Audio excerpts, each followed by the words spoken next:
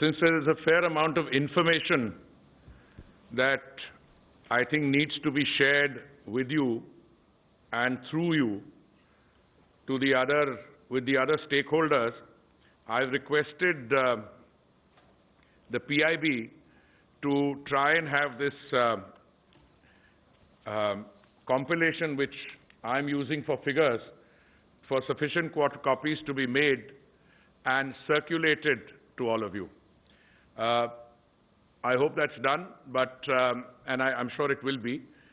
But I've also requested the ADG in my ministry, Rajiv Jain, to have all this information made available, uploaded and made available on the website of the Ministry of Civil Aviation.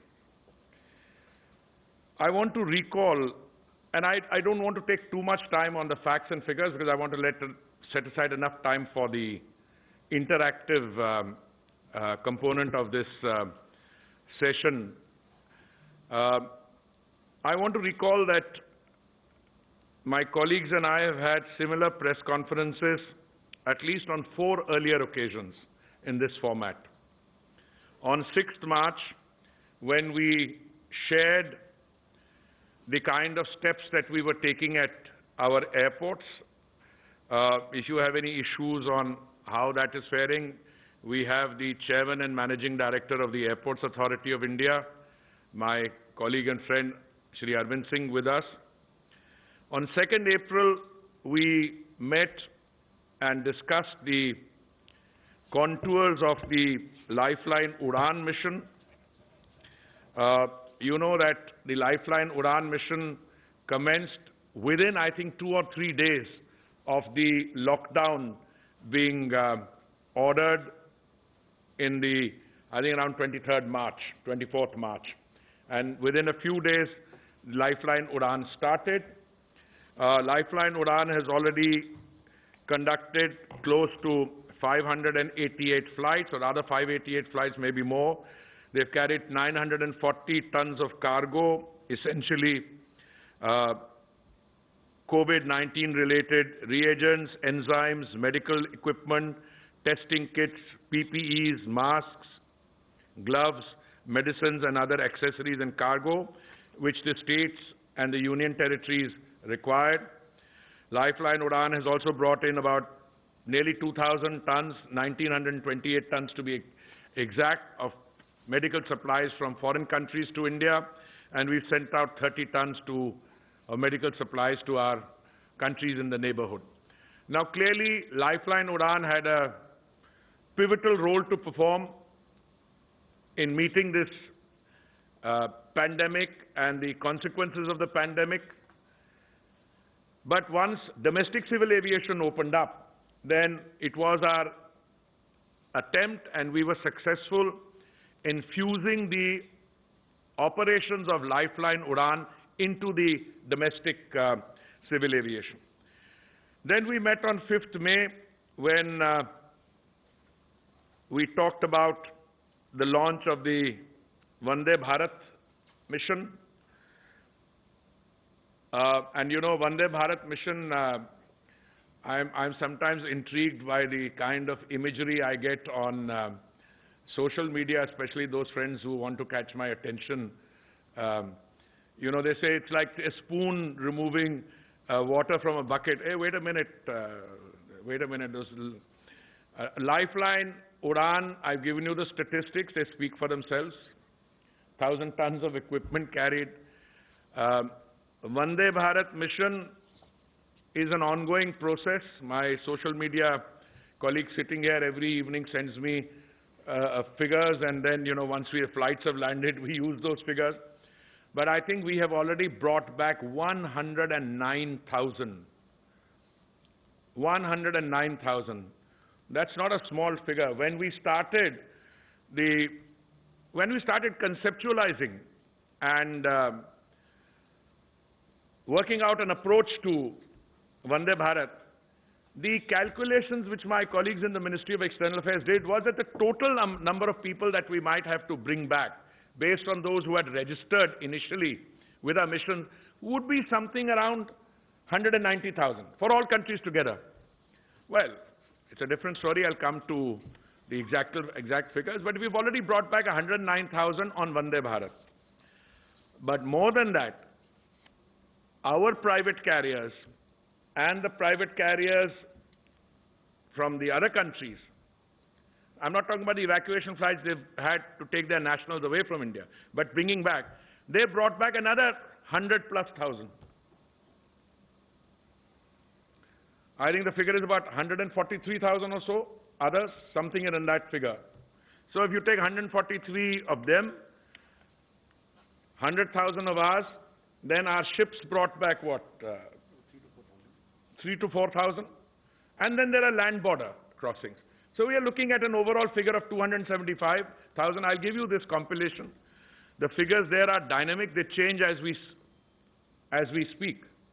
Every day the number of people being brought back by Vande Bharat flights, and CMD Air India is here with us, Rajiv Bansal, he will happily elaborate. We bring back what 3,000-4,000 every day? 4,000 every day. So yesterday's figure was 109,000. Now we don't only have Air India conducting Vande Bharat flights, we have 3 of our private carriers who have joined in.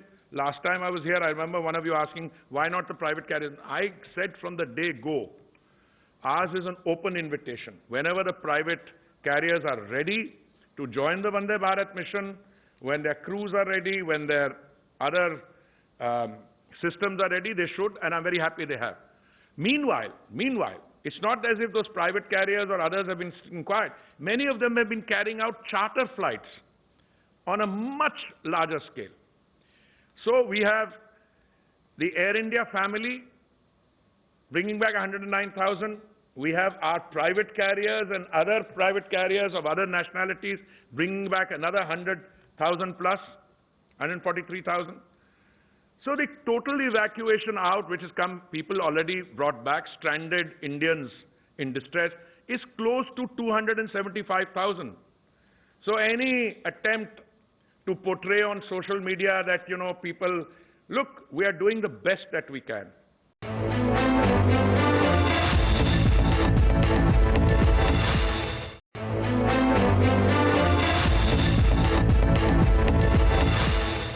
And I can share with you today that the number of flights that we are adding for the coming days is even larger. But our ability to augment the carrying capacity, you will agree, is entirely contingent on the state governments being willing to take people. Now, we were slow to start. Let me recall, in the phase 1, which if I remember correctly started on 6th May, we were bringing back something like 12,000 plus people, 12,708, from 12 countries in 64 flights. Now, if you look at the overall number of people who have come back, 275,000, 12,000 looks very small, but that's the beginning we made. But we had to make a small, modest beginning, because between MEA and the Ministry of Civil Aviation, we were in touch with the state government, and it was dependent on how much the state governments would be willing to take back. Let's not take the eye off the ball. The lockdown was imposed, and I think all of you will agree with me that it was a farsightedness of the Prime Minister to impose an effective and comprehensive lockdown early. Well, many people had their skies open, many countries. As a result of that, we have been able to contain the overall numbers.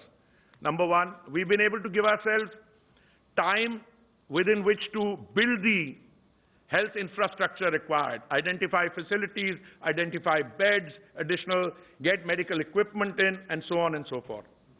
And then, when you come to a point where you feel reasonably comfortable, then you start the operations. Lifeline Udan we started straight away.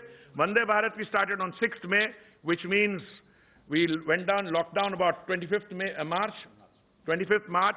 So 1 week there. After 2 weeks, we started bringing people back. In phase 2, we ramped up from 64 flights to 325 flights, which is nearly 5 times the number. And our passengers carried went up from 12,700 or so to nearly 60,000, 5 times. 5 times the number of flights, 5 times the number of passengers.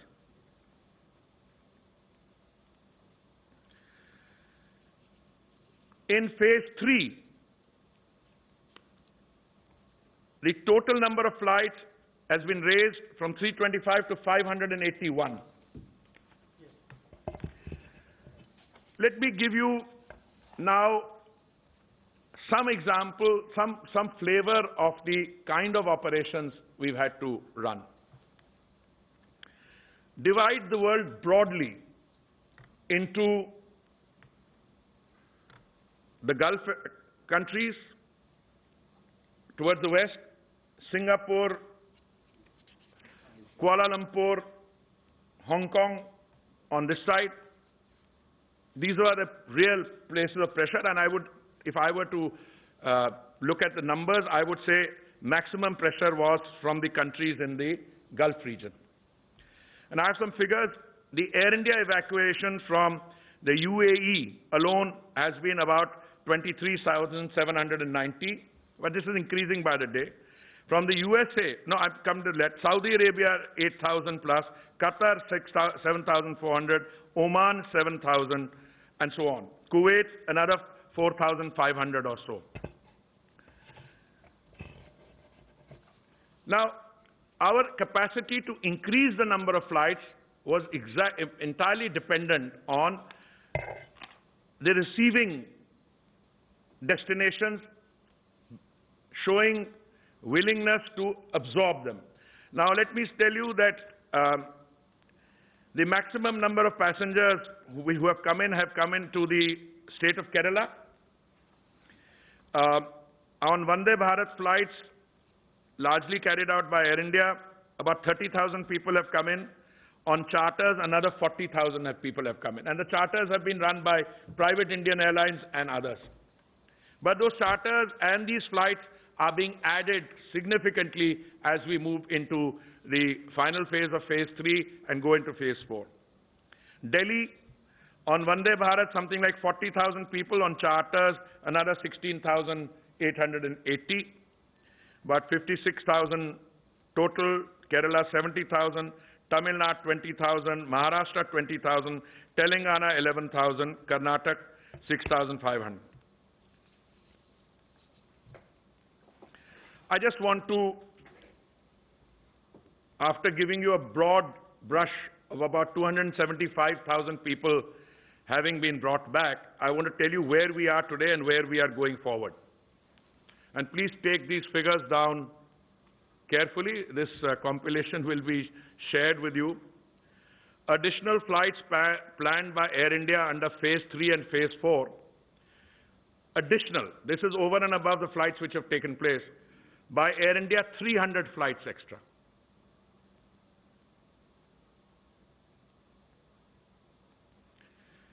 In addition to the Air India 300 flights, we have offered 750 flights to domestic private carriers. So 300 to Air India, and we've offered 750 to domestic private carriers, which means a total of 1,000.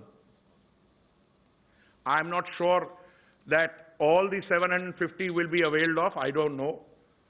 Maybe yes, maybe no. I'm not sure Air India will be able to carry out 300, but that's what they're planning, and they have their systems in place. 40 odd of these 750 flights have already been scheduled by the private operators. We are also, in addition, taking very effective steps to bring people back from areas where Air India never flew. For instance, countries in the Latin American region, some parts of Africa. Yesterday, we spent a lot of time talking about those of our students who are stranded in Kyrgyzstan, Central Asia. Now, we don't have flights to many of those places, so you conduct special flights to bring them back.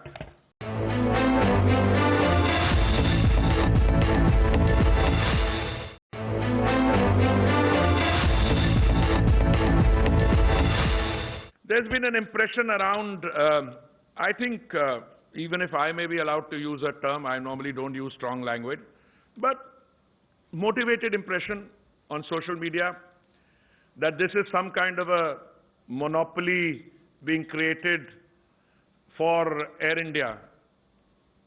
Clearly the facts don't add up. If we are giving 700 flights to our domestic carriers and we are giving flights to foreign carriers, now clearly there's no monopoly here at all. But we also know what the facts are. If you have to carry out evacuation flights to and fro from here to the United States and United States back here, out of our carriers, Air India is the only one which has the wide-bodied platforms which can carry. And I would like CMD Air India in a little while to tell you how many flights they've carried out to the United States and Canada. I mean, I recently recall a discussion where we added, what, 70 flights? 70 flights in one go we added. 50 to US and 20 to Canada. And then, of course, our friends, I like to use a particular term I'm going to resist on social media, saying, but, you know, this is not correct. Hey, wait a minute. All the tickets for all these flights were in the most transparent manner made available for sale online. So anyone who's suggesting that, you know, this was done, well, the tickets were over before, before too long. Why? Because on the day that these flights were opened from the India end to the US and Canada, I think you had 60 million hits. Somebody wrote an article, I had to publicly contradict it. But that's not possible. Air India website only has 4 million, others have 7. It's not a question of what is possible, that's what happened. On the day we opened up, in a few hours' time, all the flights, almost all, went. So what is the solution to that? The solution is you add the number of flights and try and meet the demand. I personally believe, and I'm going by my experience in terms of interaction through all of you, you call me, through other people, we have been able by and large to meet a large proportion of the demand. I'm not saying we've been able to meet one. Once in the coming days we have more flights, we'll be adding more flights, we'll do. So we'll have to think of novel arrangements. I already told you in the remaining part of phase 3 and phase 4, Air India will add 300 flights, our private carriers will add 750 flights. But I also want to give you what the other countries' airlines have done in terms of charter. Because it seems as if, you know, this is airspace which is confined only. I'll give you some example. Qatar Airways has carried out 84 charter flights, and these things keep changing as we speak. Outward, this is outward 84, inwards 40, KLM 67, Fly Dubai 57, Air Arabia, Jazeera, Kuwait Airways 45. So it's been large number of flights, over hundreds of flights, and the number of people who have carried in is over 100,000. Now, I want to touch on one issue in passing. Some people agitate, perhaps for good reason, that they have entry permission to go back to the countries where they normally reside, and that they are not being allowed to go back. Wait a minute. If you have entry permit to go back, all countries have placed restrictions. And when we talk about the possibility and feasibility of international flights resumption, I'll come to that in greater detail. But if you have permission to go back to a country A or U, anywhere in the world, nothing can prevent you from going back. You have the permission. All you need is a platform to travel on, a carrier to travel on. I have the CMD of Air India here with me, and I will request him to speak. Anyone who has a valid permission to travel back is most welcome to fly on his, because his outbound flights, in any case, are carrying far fewer people than the incoming flights to the Middle East and Gulf, to Singapore, to other countries in Southeast Asia. So you're most welcome to fly on those. The purpose of this invitation is so that the false narrative which is sought to be created as if we are standing in the way, that's just not correct. You're most welcome to fly back. I want to come, if I may, to the issue of international operations. I've been Minister for Civil Aviation for a year, but I have with me all the stalwarts who have been, before becoming DGCA, Arun used to be a Joint Secretary in the Ministry, he knows. Mr. Astana has been looking after civil aviation security for a kitna der ho gaya? Year and a half. So we've been around for a long time. Pradeep has, at different points of time, managed airlines. He has been secretary for what, 2 years, Pradeep, or so? More than a year, longer than me. And Arvind has been chairman Airports Authority, and Mr. Bansal, apart from being CMD Air India now, he's also have a civil aviation background. Look, there are two things that you require if you want to have normal international civil aviation. One is you need the airspace to be open. That means you must allow people to fly in. You must have the entry or the border acceptance to be free. What happened as a result of COVID is that many countries decided that they were not going to allow nationals other than their own to come back. Frankly, that's the position we also took in India. We said any Indian who's stranded outside can come back. We have subsequently modified that to say if you are a overseas citizen of India, card holder, with some conditions, you can come back. Foreign diplomatic missions, their personnel could come back. And then we opened up a little, some people coming for important or urgent business, we opened. All other visas were suspended.